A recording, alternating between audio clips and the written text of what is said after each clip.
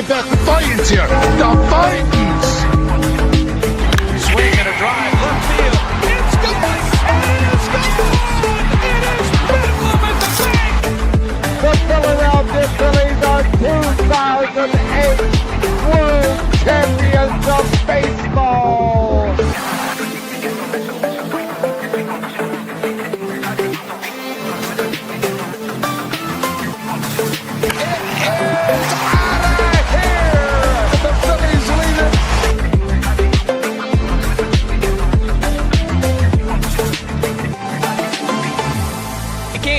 Podcast right here. You already know. Go fucking subscribe. You are now listening to the 302 Birds Phillies postgame show with Eric, Chaos Chris, Dalt, and Ballpark Tommy. Proudly powered by TickPick. Check out the link in the bio for $10 off your first order today. Let's take it to the show. What is going on, everybody? Happy Tuesday night. Unfortunately, the Philadelphia Phillies cannot get the job done. Fall to the Chicago Cubs with a final score of 8-4 at Citizens Bank Park. Friday, I see you shaking your head. I mean, definitely disappointed. Wanted to win the series tonight, right, my brother? Yeah, but it is what it is. I mean, the Cubs are a very good baseball team. This year's team is probably one of their best teams they've probably had since they won the World Series in 2016. They haven't had really a solid ball club like this, I think, very many years since then, since the curse of the Billy Goat. But the Cubs, I mean, it's only their second time beating us this season. They beat us, shut us out in that game that was in a long rain delay. Now they beat us tonight, courtesy of 8 runs and a couple Ian Happ homers. Ian Happ's a good ball player, my gosh. And yeah, they were just hitting bombs tonight, the Cubs. So yeah, and wasn't he a former Philadelphia Philly? I think Jeff was telling me last night, Alyssa's dad at the game, that Happ a former Philly, or no, he's got it wrong. J.A. Happ was who he means. They're two different Happs. I don't think they're related. Well, I'm glad I asked. There you go. But getting into our first topic, Friday. A lot of people have been rumoring Mick Abel might be some trade bait. What did you think of his evening tonight? Do you think that he's worth the Phillies keeping? What are your thoughts on Mick Abel? Mick Abel, from what I've seen tonight from Abel, he was overall he was okay. Looked a little rusty. He couldn't go deep into the game. Overall, I really think that Mick Abel is a caliber starter, and he's going to be up here for a while because Aaron Nola. I know this is Tepper from Mick Abel. I just want to mention about Nola since we don't have our own topic about Nola.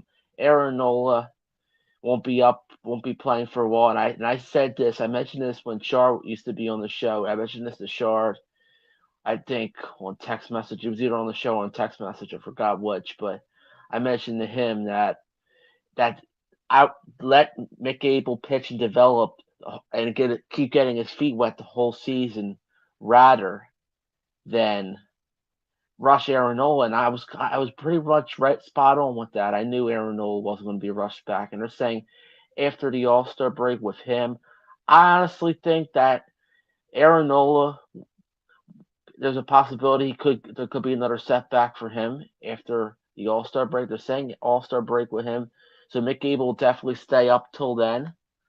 So overall, I think we'll see what happens with that situation. That's a developing situation going on. So, but overall, great, okay evening. He looked a little rusty though tonight.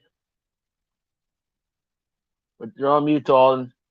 Oh, thank you, Friday. Thank you. You're welcome. But I agree. I think rusty's a great way to sum it up, man. Like he overall, I think, was there if you would talk about the majority of the pitches, but with Mick Abel, it felt like he took some risk. He obviously loves his fastball. And when he did put it up, he put it up in the middle, which obviously, baseball, that's like the sweet spot for some of these batters. And that's kind of, where I think he could maybe be a little bit less risky is the way I'll word it. Like if he could get a tame of that and kind of get a hold of that and control of that and really say, okay, I'm not going to let loose. I'm not going to have this fastball go up in the middle and give these guys like one right down the middle where they can knock it loose and really homer on me. I think he's good. He's just got to get control of that, which it takes time to get experience too. Getting homered on like that will definitely teach you. It's not going to be the last time, of course, but it definitely will help a ton. Moving along now to our next topic. So this one's kind of fun. I talked about this guy all season long, especially early in the season. I think Max Kepler was a great piece. He was in a little bit of a rut, a little bit of a slump batting-wise, and then he finally knocks one loose tonight and gets a home run. So happy for Max Kepler. I think he needed that. He also needs to kind of find a groove and find a rhythm. But I do really think once he gets into that groove and once he gets into that rhythm, that he's going to be a great piece for the Phillies. A way better piece than Whit Merrifield was. Because I don't want another Whit Merrifield 2.0, right? I don't want another guy that was a decent signing, somebody we have pretty high expectations for, isn't a superstar, right? But is like still a pretty good role player, is going to, have a role on this team. And it just doesn't pan out. Kepler, I think, will pan out. He had a really good spring training. We all know that. Then he had I would say, a decent start to the season. Kind of fell off after that. Maybe he'll get it back. But tonight is definitely a step in the right direction with the home run. What are your thoughts on it, Frat? I think overall he's a big part. I mean, a small little piece on hopefully turning the corner and going in the right direction, because Max Kepler, and I don't know if we make the postseason. It's a big if right now because we've been in a rough for the slump for the most part lately, except for a couple games. It's going to be interesting how we fit him in the postseason lineup, because we have so many options right now. And Max Kepler going deep, that homer just carried, and I noticed the wind tonight was not really blowing in much. It was blowing more out, and that's the gravity. We've talked about gravity, I think, in one of our group chats. I think it was Dalton. We talked about something about gravity and how the ball goes out. You saw that a lot tonight, and Max Kepler. That's how Max Kepler's homer got out. But if it was a windy night tonight, like it was, and I was out earlier in the day today. I was out at the viewing funeral. I was out. It was raining and it was a little windy. So if it was windy like it was earlier in the day, I don't even know if that would have been a homer or not by Max Kepler. So I gave you a little bit of a gravity lesson on the show just because we lost tonight, and Oh my God. I just don't know what else to say about Max Kepler, just because, yeah, it was just one of them nights. I love it. I'm cracking up. Made me laugh, Frat, because it's one of those things where, yeah, it's like, okay, he had that home run, but for what? Like, we didn't win the game. Now, obviously, it'll go in the stats, but we'll see what will come of it. But I'll let you take this one first. I found this quote very interesting scrolling through Twitter this morning. And the quote that I see is, Philly Rob thinks that Kevin Long is doing a great job at his position. I believe he said he thinks he's like the best in the league. That might have been the direct quote. I'm not exaggerating. Timing wasn't that great.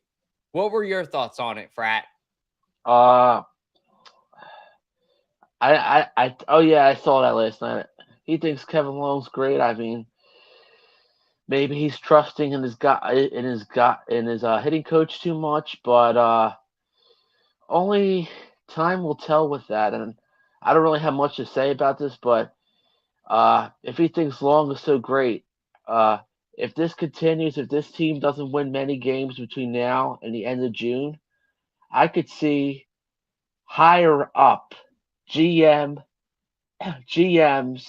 not firing Rob Thomson, but firing the hitting coach. And I think give it till end of June, Dole. Give it till right before 4th of July.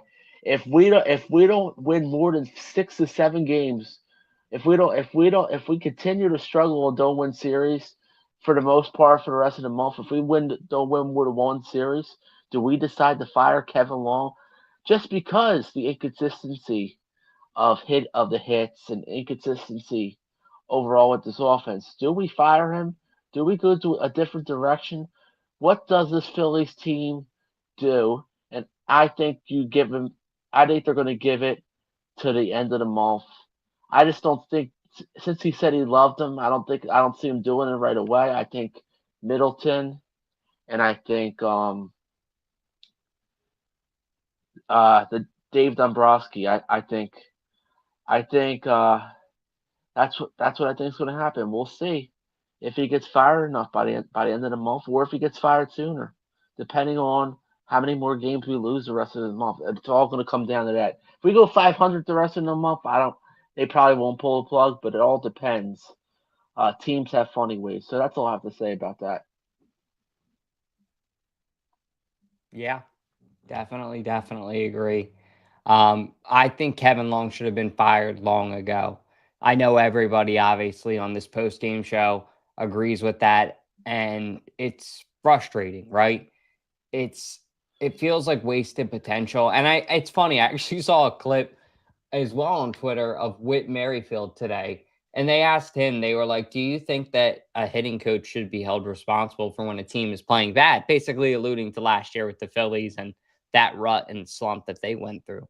And he said, no, I think it's more on the player. The hitting coach can give you a report. He can give you a scouting report, scouting analysis, and say, hey, here's what, you can expect out of these pitchers. But every batter individually is different in their approach. And I do agree with that. I think that that's a good point. So I do think that Kevin Long definitely gets some unnecessary hate. But when you come that unprepared as a team that many times, that's got to reflect on coaching at that point. And if I'm Philly Rob, I got to realize this. If it's not Kevin Long, it's going to be me who's getting blamed. So he's really got to get his stuff together with that.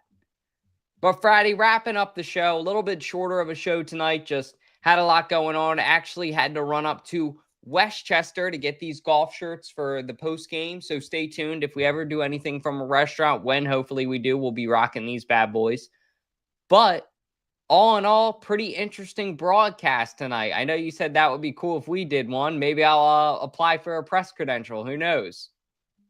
Yeah, definitely would. The broadcast from the stands was cool. Section 201. And I'll tell you one thing. Hopefully we can find out a little bit sooner next year, maybe. Maybe we can go and sit not far from them if we a few of us, if possible, next year. From T-Mac and all, it needs to be planned out. It has to be planned out better next year, just because they didn't really announce. They didn't really announce where they were sitting until I don't know if it was a week before. I didn't hear anything until not even barely a week before. I think it was maybe, or was it longer than that, though? And I forgot. Yeah. It looked like they were near where the Fandemic Crew is at one point towards the end there, which was awesome. Shout out to the Fandemic Crew. If you guys don't, give them a follow. They are an awesome group of people doing awesome stuff. But it was cracking me up because they look like kids as well at some point there. Just their banter between Tom and Ruben and Ben and, Kruk.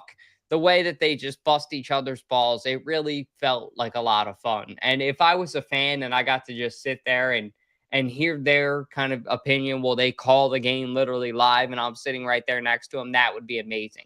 It's also got to be interesting to see their perspective sitting right there with them. Like, if I was someone that was trying to be a PA announcer or someone that was into sports broadcasting, this would be a great game to go to, right? Go there, bring a notepad. Sorry, I was seeing if I have one near me. They're all in my bag. Get a notepad, get a pen, get paper, whatever. Go up there and just be like a sponge. Listen, absorb. Listen to the way that they call game. Look for the things that they look for. Try to develop the same eye that they have for the game. Like, it's a really cool experience, I think, if for the young announcers out there, the kids that would love to be able to be a broadcaster and do that PA announcing at a stadium, this is an exceptional way to learn. So I think it's a really cool opportunity that they do. You don't see this from a lot of teams. And it's something that when I saw it, I didn't know they did it until this year. I was really impressed and like, okay, that's pretty cool. Maybe next year I'll try to go to it. But that's all we got. We got one more segment for you guys before we wrap up the show here. Of course, it's the tradition on the show. Let's get into Fratty's Corner. Yo, Fratty, give him the business. Only in South Philly. Only at Fratty's Corner. It's Fratty's Corner. So, Frat, anything you want to talk about specifically with the Phillies? Anything we didn't cover? We should have talked about Carlos Hernandez. We didn't mention about him. He's going to be probably the first one that ends up getting DFA'd. Probably, hopefully before the end of the month he gets DFA'd. I doubt it, but I think once we make some moves at the deadline, we get to pick up hopefully a bullpen arm or two and maybe pick up a guy after the deadline off waivers, whatever. I just got an alert. Jeff Hoffman picked up his 17th seed. Dang, I kind of wish we kept him. Dang, wow. I wish we kept him too, brother. Yeah, but overall, I mean, I'd sacrifice Jeff Hoffman for Carlos Hernandez because Carlos Hernandez is just an awful pitcher. I mean, why we even have him? I don't know. It's a shame. I think his ERA is over 6 or over 7 now. I think still. Gotta check. Gotta have computers out for number stuff going forward. But anyway, he's awful. Overall, the offense, hopefully they wake up and score more than 4 runs because we only scored 4 runs in the first 2 games. I know one equaled a win in a small bowl. That was a recipe to that win yesterday. But overall, we need to score more runs tomorrow. I think just because Jesus Luzardo is pitching tomorrow, he's been awful lately. And I don't know. I'm gonna hope, even though I'm gonna miss some of the game, I'm gonna hope with me not watching half of the game tomorrow. I'm hoping Jesus Luzardo pitches good tomorrow. And I'm gonna say this. I'm gonna say the Phillies are gonna win tomorrow. And I say the Phillies score at least 5 runs tomorrow, and they'll win 5-2. Tomorrow, 5-2. We hold the run. We hold the Cubs firing offense day after night game to only 2 runs. They won't score more than 2 runs. They won't even touch more than 2 runs tomorrow. So, Phillies are winning tomorrow. We're not losing another series again. It can't happen. So, I love it. Let's go Phillies, man. I'm all for it. Well, come on, Phils. Get your stuff together. That was Fratty's Corner. My name is Dalton. This is Fratty. Thank you guys for watching the Phillies postgame. We may do a show tomorrow. I'm still kind of up in the air about it because it's a day game, number 1. Number 2, we also have our normal podcast tomorrow night at 8 o'clock. So we may just cover the Phillies postgame on that. If that's the case, tune in tomorrow night at 8 o'clock. If we don't go live, 8 o'clock, we'll be live Eastern time on the channel. Be sure to like, comment, subscribe. Let us know in the comments, what did you think of tonight's game? All those little things really help a ton. Thank you guys. Everybody have a great night. Be safe, and let's go Phils. The Vikings! Swing and a drive, left field.